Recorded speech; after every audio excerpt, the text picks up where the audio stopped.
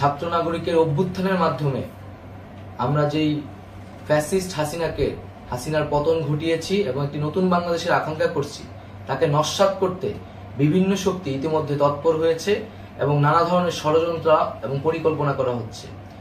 আমরা মুক্তিকামী ছাত্র জনতার পক্ষ থেকে স্পষ্টভাবে বলতে চাচ্ছি যে এই বাংলাদেশকে ফ্যাসিবাদী রেজিম থেকে মুক্ত করার জন্য এবং একটি নতুন বাংলাদেশ, জনগণের বাংলাদেশ প্রতিষ্ঠার জন্য সকল ধরনের ষড়যন্ত্রকে নস্যাৎ করার জন্য, প্রতিহত করার জন্য বাংলাদেশের ছাত্র জনতা কিন্তু সদা প্রস্তুত রয়েছে।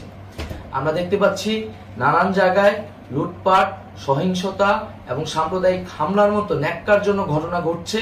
আমরা এর তীব্র নিন্দা জানাচ্ছি।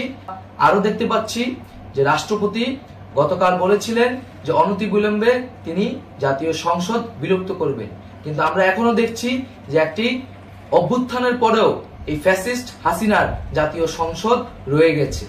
তাই আমরা ঘোষণা করছি যে আজ দুপুর ৩টার মধ্যে এই ফ্যাসিস্ট হাসিনার যে জাতীয় সংসদ, সেই সংসদের বিলুপ্তি ঘোষণা করতে হবে। যদি আজ বিকাল ৩টার মধ্যে এই জাতীয় সংসদের বিলুপ্তির ঘোষণা না আসে, তবে আমরা কঠোর কর্মসূচি দিতে বাধ্য থাকব।